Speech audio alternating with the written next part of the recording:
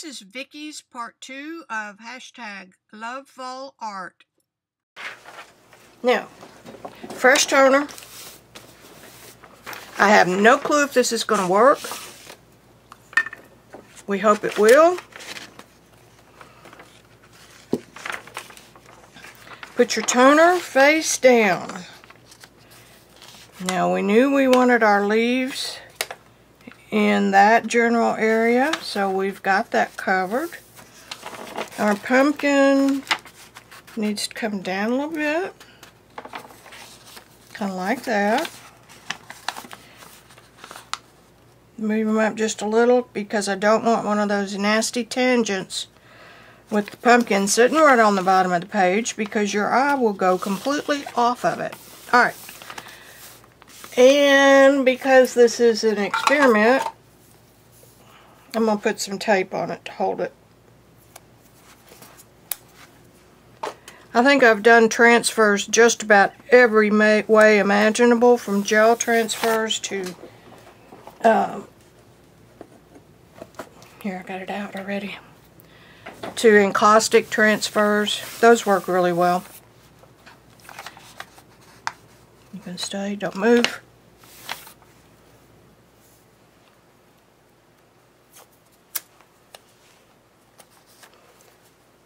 This is painter's masking tape, but it's more of an artist. Anyway, basically the same. Drink of water.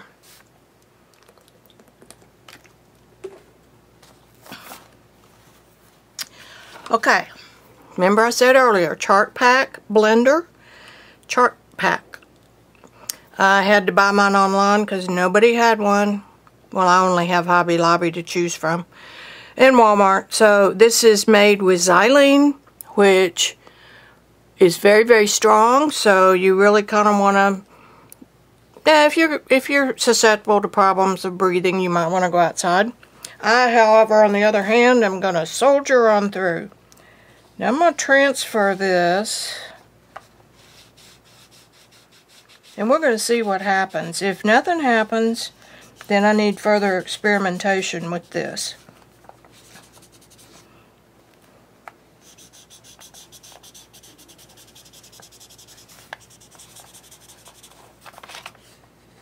I'm getting a little.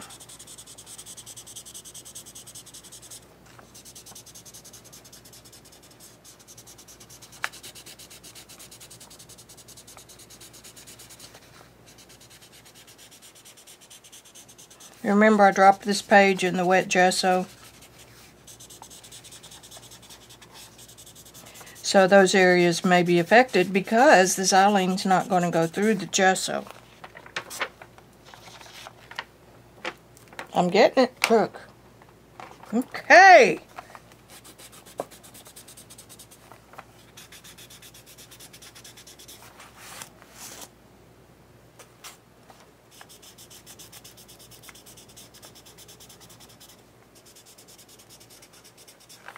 Oh, and by the way, I just realized that this pen, like most markers, doesn't like another, in other words, it didn't like having the gesso on it.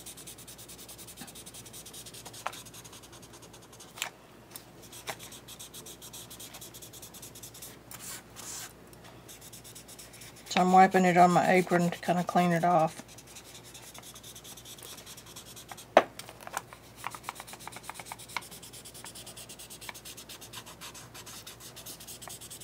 And stay away from those gesso areas.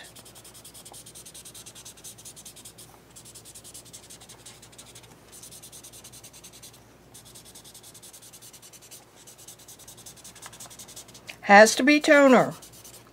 Inkjet will not work.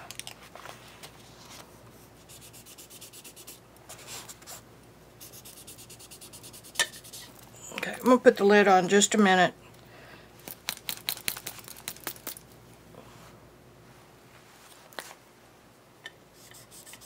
That helped.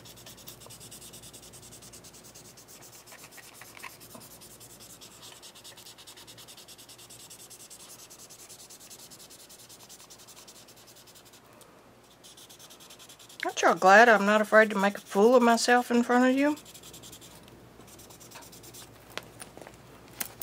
Vicki has never done this before.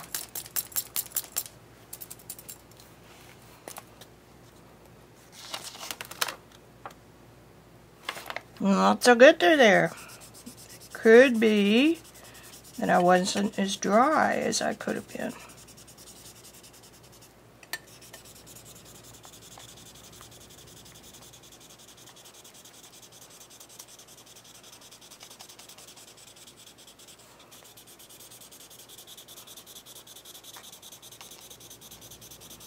Because who wants to wait? I mean, you know. Could I have drawn this pumpkin? Oh yeah.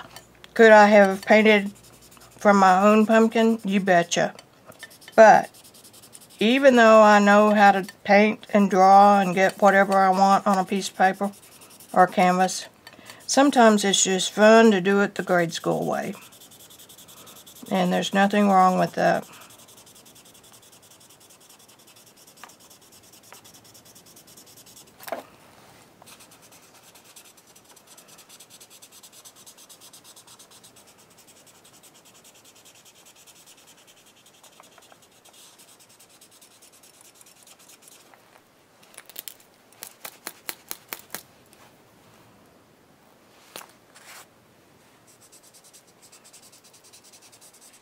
Hope I haven't ruined my $8 Alene marker with gesso.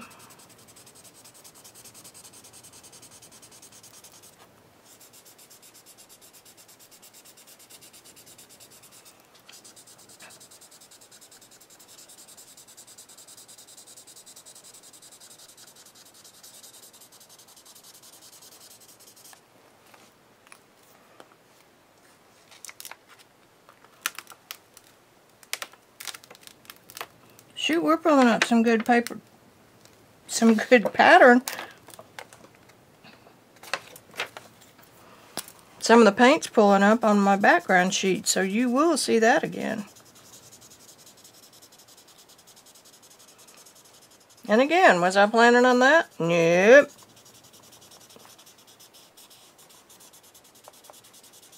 Is it okay? Yep. Just gives us another textured paper to play with.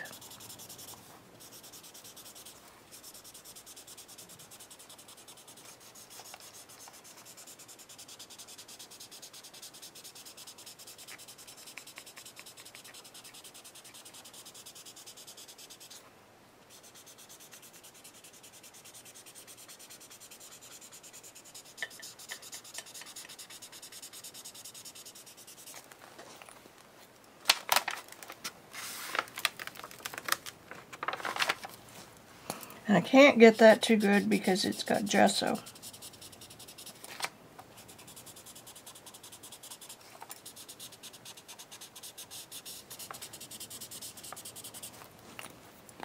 Woo! It is stinky in here. Hope I don't get raided. Oh, that's right, we don't have Prohibition anymore. Alrighty. Look at that. That's cool. Put that up to dry. Now, all I can tell you is that if it had dried and cured maybe overnight, I wouldn't have pulled up the ink, the paint, but you know what? The paint pulled up in the areas that the light would be hitting, so we're going to use that to our advantage. The leaves look all mottled and aged, which is perfect to me. So we're ready for my next imaginary step.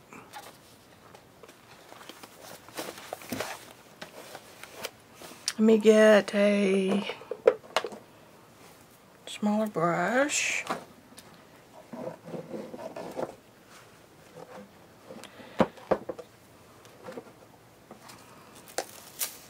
What do I want to do? I don't think the Titan Buff Straight will cover it.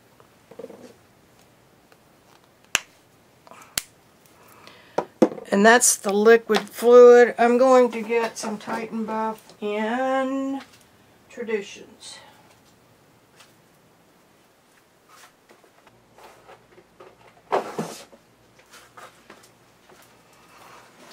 Sorry about that. I did not have a Titan Buff. They must not make one, but I did pick up a warm white in the Traditions. This is Deco Art. This is artist quality, so it's got the same pigment load. You can compare this to Golden's fluid acrylics, and you can compare this to Golden's, oh shoot, the ones I don't have very many of.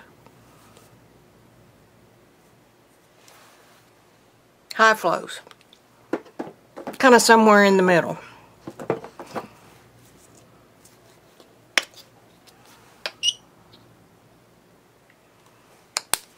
I'm just going to use that straight. I'm going to use my cute little Crayola brush. I got one that has 3 prongs. Let's see if I can show you. Yeah, look at that. Isn't that cute? And each end has a pointy brush. Kids have so much fun today and so much to work with.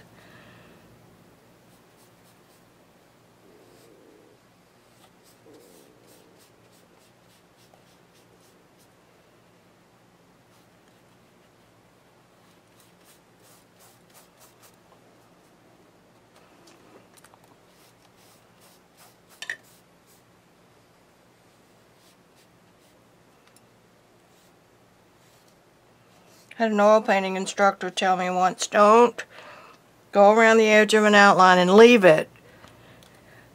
Come out from the edge so that your brush strokes will vary. Which is what you want. You don't want everything all perfectly matchy-matchy, and you definitely don't want your brush strokes all going the same way.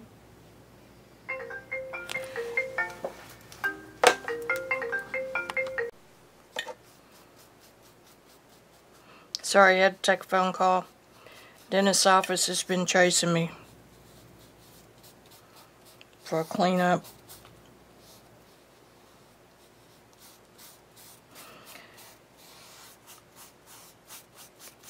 But since I had major dental work 10 years ago or so, fillings removed and crowns and all that kind of good stuff, there's really not a whole lot to get cavities in, so I figure I don't really need a tooth cleaning. I'd rather spend the $120 on, sorry Carla, sorry Dr. Carla, I'd rather spend it on art supplies.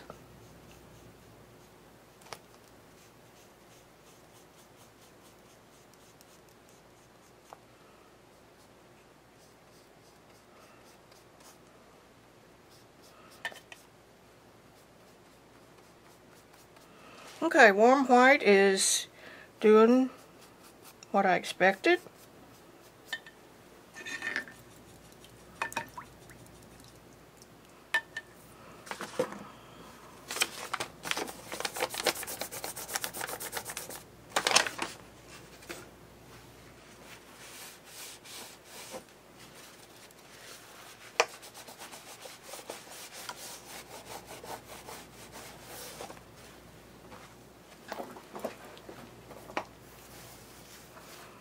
I want more Titan Buff. I don't think there's going to be much color difference.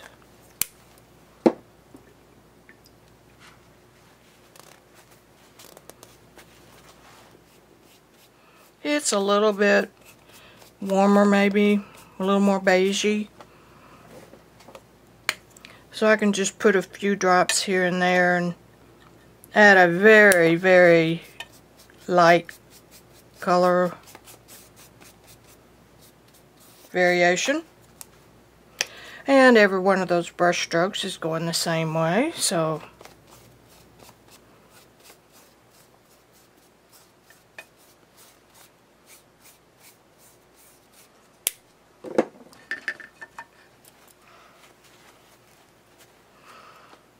okie dokie. Let me see.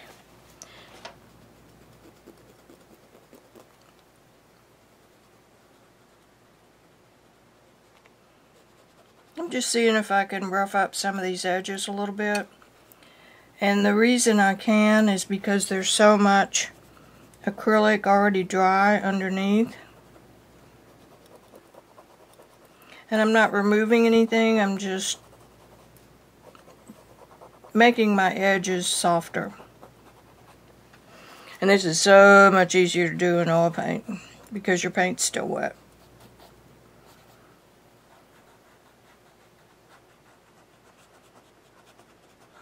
I tried acrylic. That was my second medium I tried. There's a little bit of... I tried it right after watercolor. Right after I had taken up watercolor. And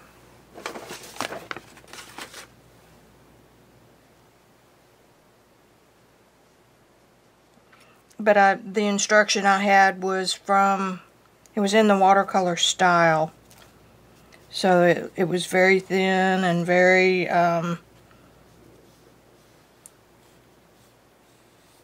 very much like glazes. Well, which it was. And that is a fine method. I don't have any problem with it at all. But I kind of decided I'm a little bit more of a purist. But I'm going to make myself stick with acrylic on this one.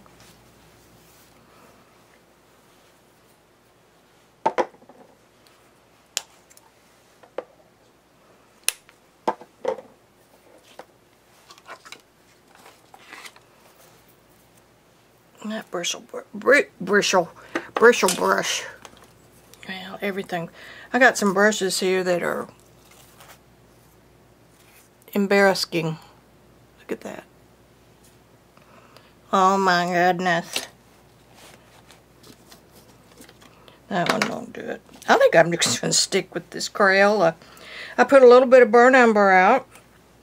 And now I'm going to put just a dab of water. Now the pumpkin is sitting on its butt, so guess what? It's going to curve this way, okay? Curve this way. It also curves this way. Up and down, side to side. Now what makes this even more challenging is that each one of these bumps curves side to side. So if my light's coming from here, the sun is going, well, for one thing, the butt area is going to be painted. It's going to be darker because it's curved toward the surface it's sitting on. And so halfway down, the curve of this one is going to kind of do that. I'm so full of shit.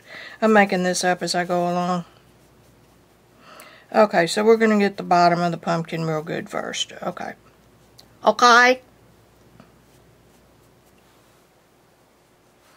Lights from here. And put that. Lights from here. So if lights from here, it's going to hit along here. So that's going to throw this edge into shadow. It's going to throw this into shadow. And you want to feather that out. You don't want it to look like a strong line. And it's going to come along here. Put that one in shadow.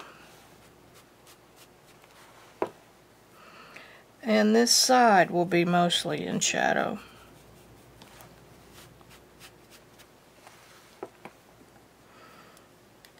We're going to have shadow along its butt. And shadow down here.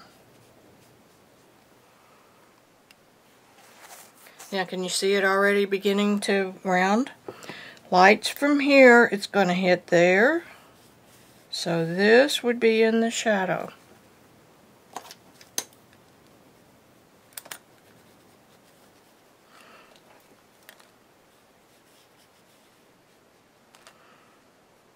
And this would come up just a little bit more, about like that. Capiche?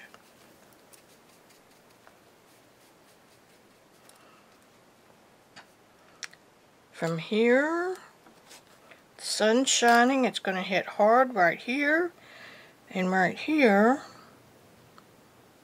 This one's going to catch shadow because the stem is going to cast a shadow on it.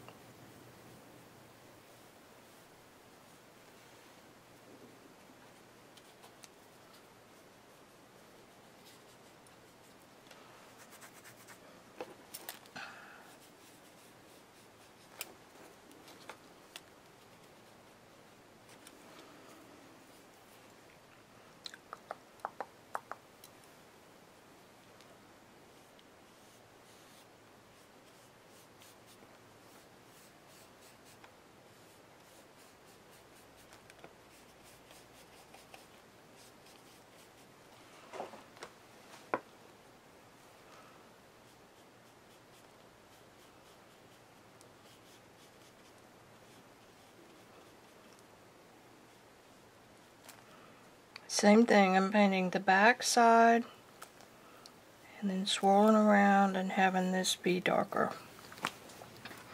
I'm going to go ahead and do the leaves, part of the leaves, since I've already got that out. I'm holding my printout upside down with the light because it's reversed from the printout. Now the dark will be down in the valley, or down in the crotch of that leaf. I'll have a little bit coming underneath here. I'll have some dark as it curls back.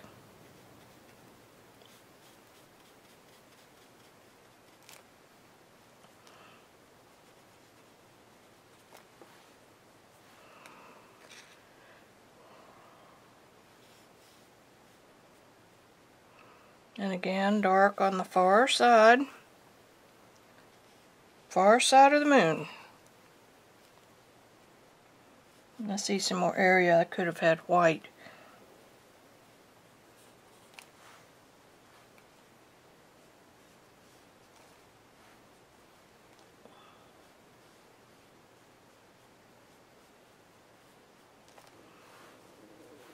I'm just trying to add a little bit of a dimension, but I don't want to get crazy.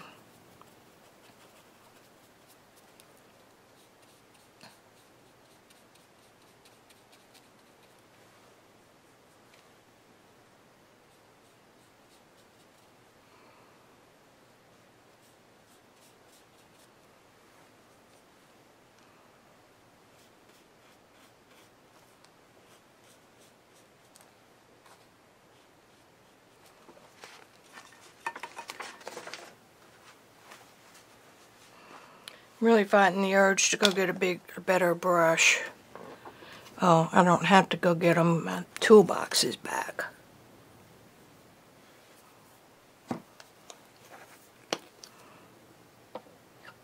A little drop of the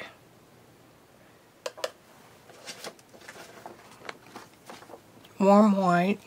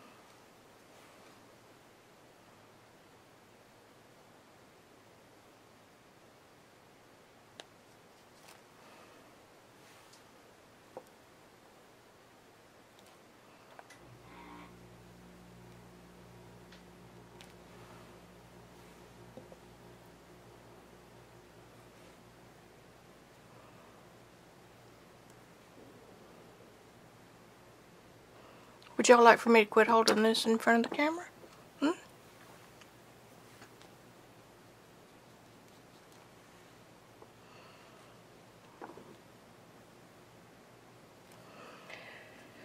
Okay, I'm just after something that looks El Belivo. And that comes down, and that comes around.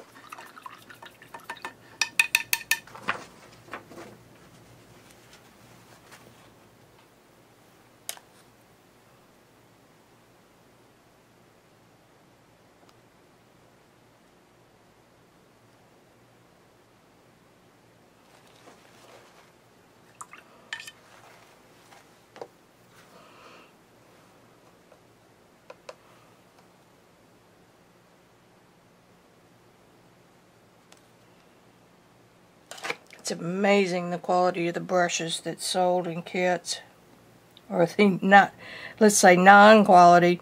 This is a Walter Foster. I think it came out of some kind of a watercolor pencil book. It is basically worthless. So I'm just going to use it until it dies, and then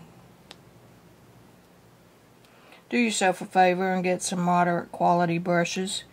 You want some that hold a point. You want some that will move along with you. Trust me, you'll do better work.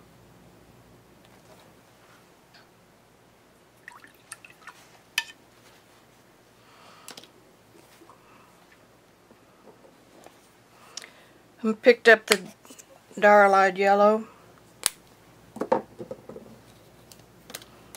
and the Crayola brush. I'm going to mix those together. I'm going to hit me some highlights. Now I want that to be very transparent, so I'm going to come back in with a wet brush.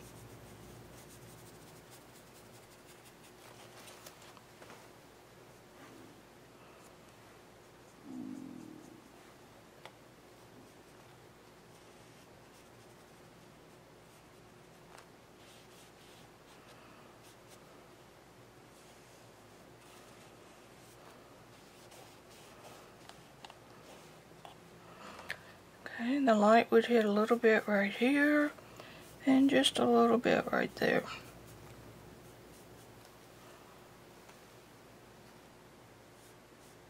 Now the light, if this is going to be one of my lighter colors, the light has to be a little darker there than where the rounded point is. So I'm going to add just a little bit of the whiter mix right along here, because that's where that light makes the transition.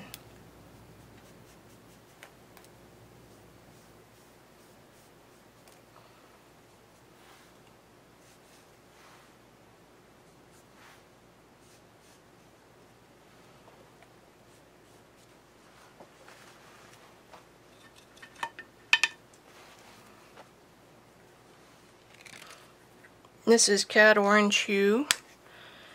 I'm going to do a series of videos on what some of these colors mean. And it's just the straight orange. I'm going to pop it in right here where the light would be. This is more the true color of the pumpkin, right through here.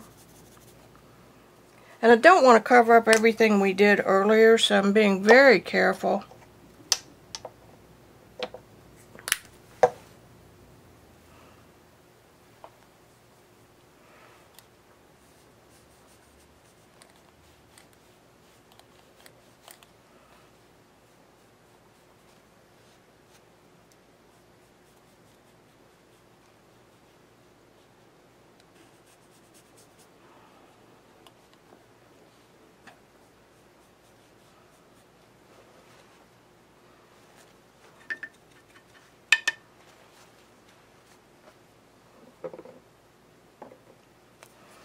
I've now picked up a quinacridone violet.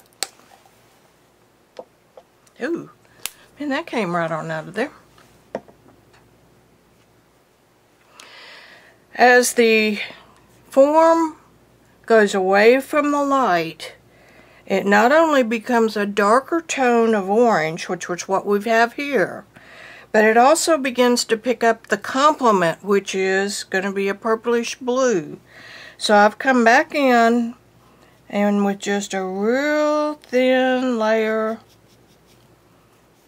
of this quinacridone violet,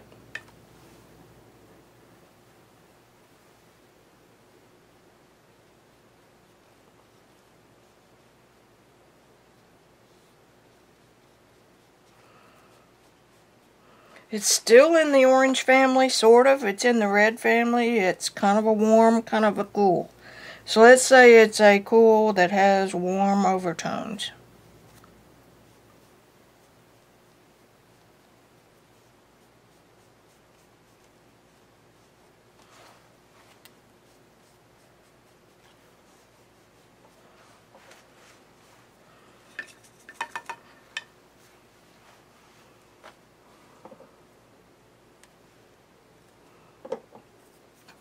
I'm getting close to happy with this. I don't want Viridian.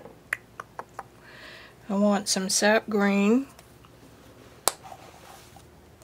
And I put a drop in that yellow and white cream colored mixture. Let me show you. I just put a little dab right here and kind of did that. Picked up some of the yellow and white, and I'm going to hit some of these leaves. Try to give them a little more dimension.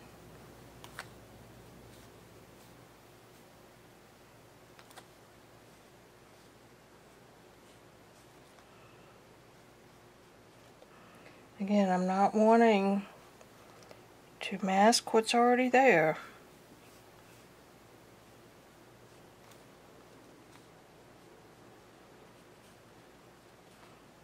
Just want to enhance it just a little.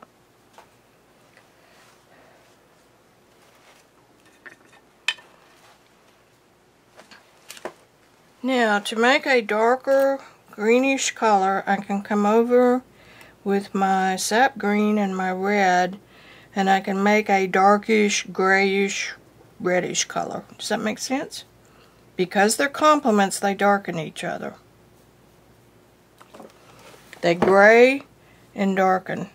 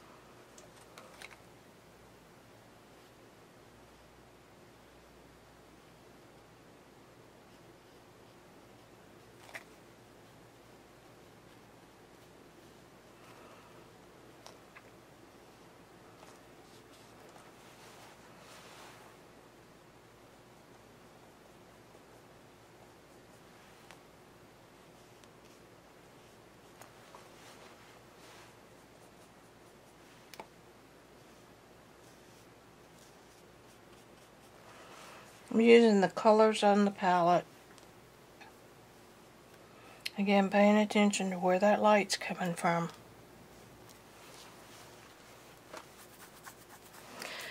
And hoping that we don't have a big hot mess.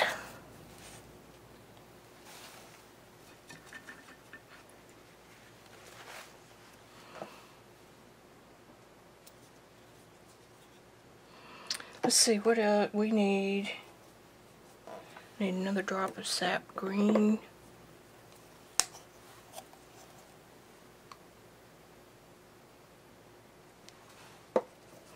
I mixed up a little more of the sap green and that red because we would have a dark shadow right here coming out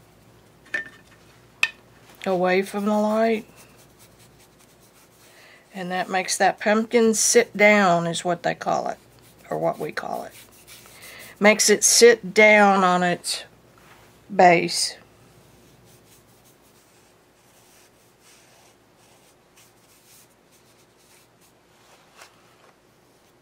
And it blends right into that edge and becomes almost one with the form of the pumpkin. Now as the cast shadow comes out this way, it gets softer because there's more light diffusing it as it hits away from the form of the pumpkin. So shadows are darkest right in here, and I need to let that dry.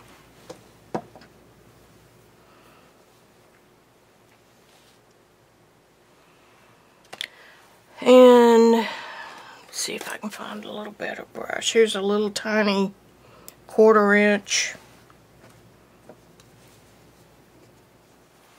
something flat. I'm going to go in with another little drop of the fluid, the Mr. Titan Buff. Because even though this is for fun, I do want it to look good. I don't want to have to make apologies ever for any of my art. As I said before, this isn't a journal, guys.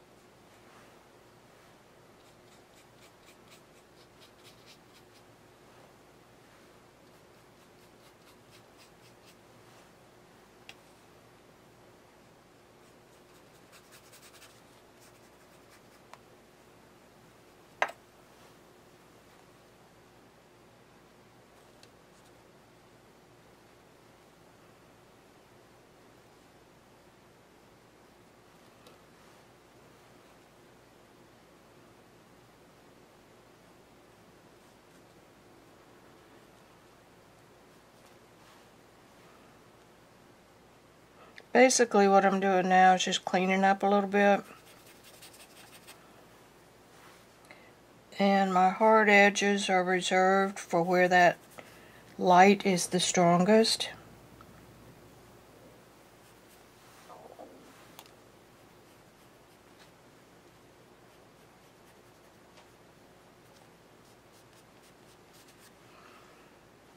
And we'll have some right here.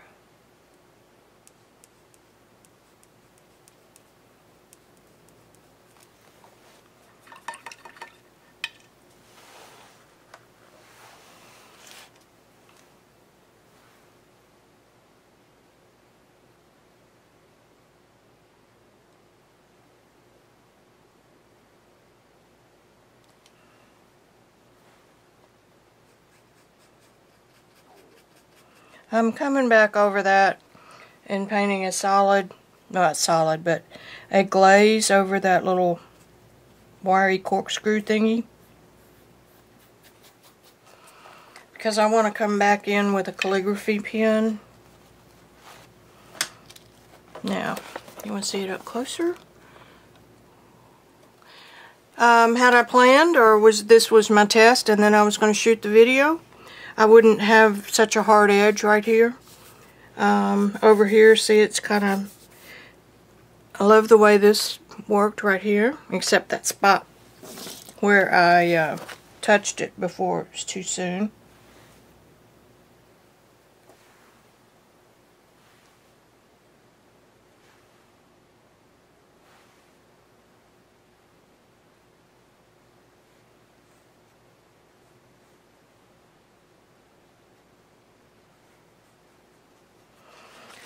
Brought in a little bit of red in that, right underneath that pumpkin.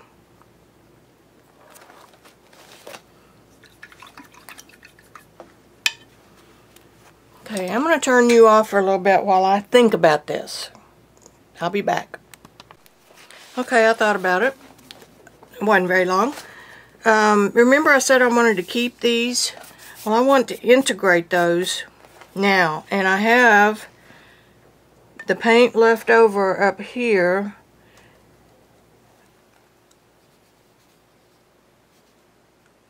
That kind of goes with that. just love drippies. Isn't that going to be perfect? Okay. Come on, bring it on down. Don't be afraid of it. I want a little bit of sap green.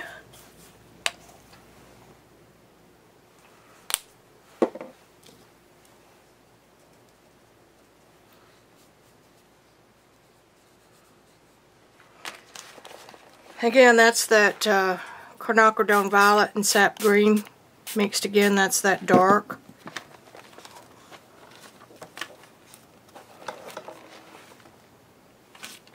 I want a little more quinacridone by itself.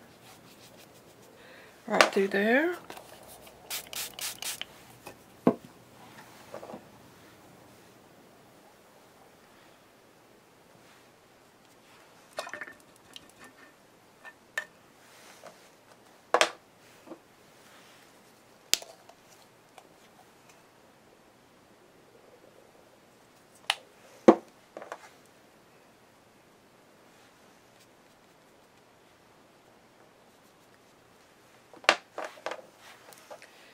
And the paintbrush rolls over into the paint.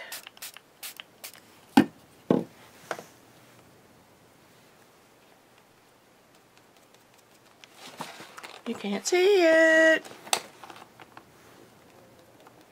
What I do is just tap it across the top and then hit it with a little bit of water. And if I don't have enough pigment in there, it's not going to move much. Burn down. No. Sap green.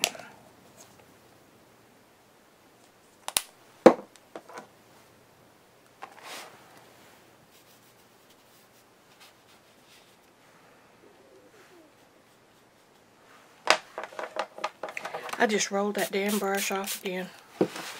Okay, thump it a couple times on the bottom.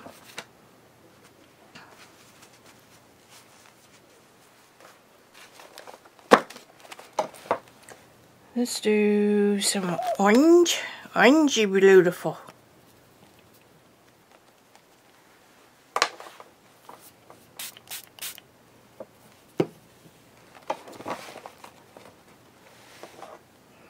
Basically just using up what's left on the palette. Get that stuff moving. Moving. Here's some more of the hotter color.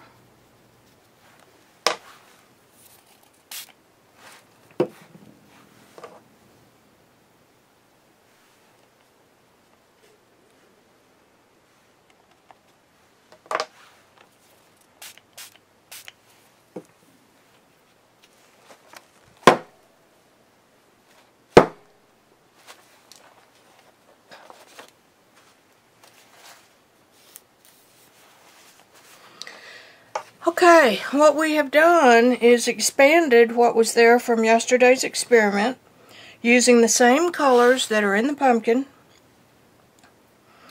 and we've dripped it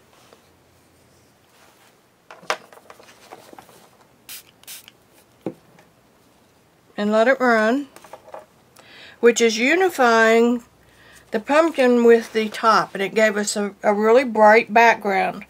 Now the other thing that I want you to notice in accident training, I don't know, I didn't plan this, but instinctively, if my light is coming from here, from upper left, which is my favorite, and compositionally I've got this pumpkin off center on my page, and I didn't plan it, but this one, the leaves were here, so yes, it kind of tends to pull your eyes straight down, but I don't necessarily like that. When I've reversed it to do the xylene, now my eye follows the light, comes down across the pumpkin, follows the shadow back up to the leaves and to the top. If you come in from the light and go around the top to all that nice pretty bright color, follow it down, follow it around this way. So your eye has a lot of different ways to get around in this painting. I would like to have some more orange right there.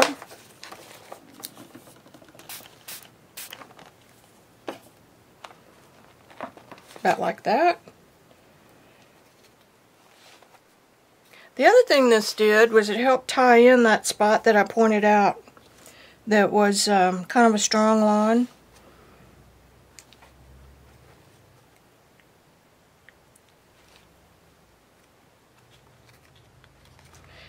If you're into sentiments, this would be a good spot anywhere across here. I am going to dry this and then leave it. I'm going to put my date on it and leave it.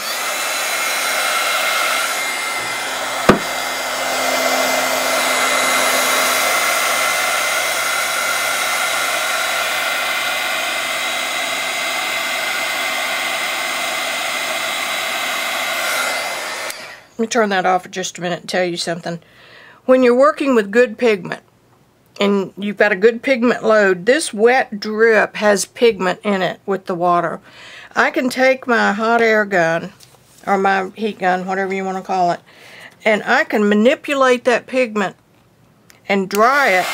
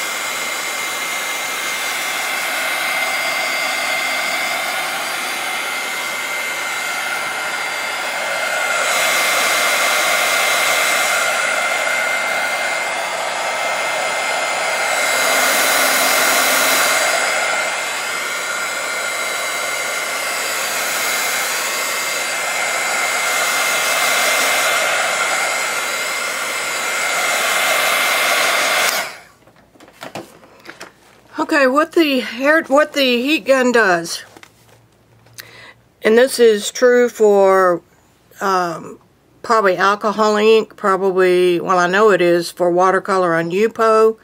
It's working well on this, and I'm going to attribute it to the high pigment load. So that this is the quinacridone violet.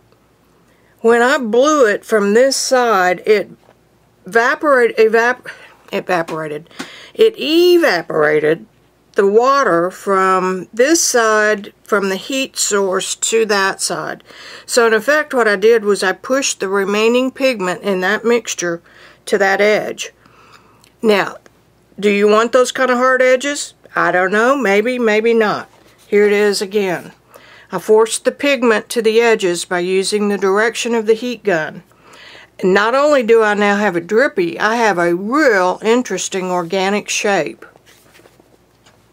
Here's another one down here. And that's just the way the pigment dries.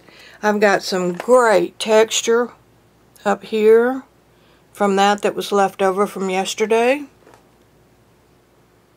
Some more nice drippies. These kind of dried on their own, so they don't really have an edge. But I really like the contrast that you get with some hard, some soft, nebulous, organic. And there you have it. Started out with a technique that Andy Skinner demonstrated and turned it into a realistic type picture. Side-eye. Okay. What date is it? 16th? Oops. I want my black stays on.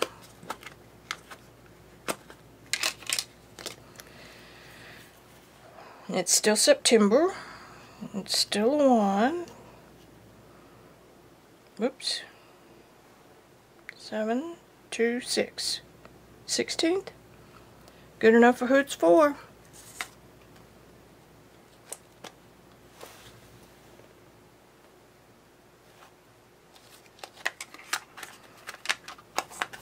Close my pad. Leave it on there for just a minute. And great imprint. Okie dokie.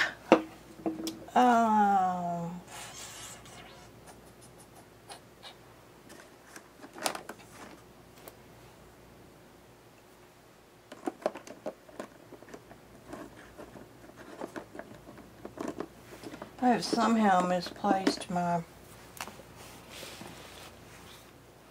fine point.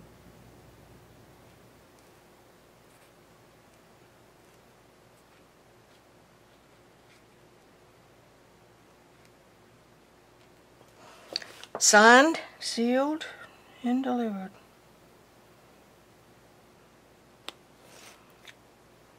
I'm just adding a few little calligraphy lines.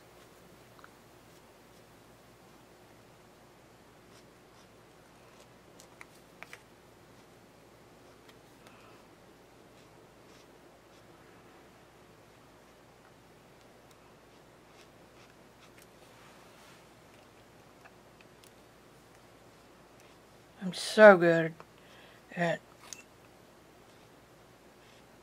smearing my name.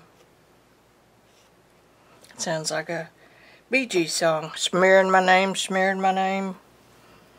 Okay, shut up. Shut up. Alright, we're going to call it quits. Hope you guys enjoyed. And remember to go to the next person in the rotation for the video hop. It's called #LoveFallArt, and there are going to be a couple hundred artists, and they're all going to be linked, or you can hashtag, I'm sorry, they will not be linked, but you can search for the hashtag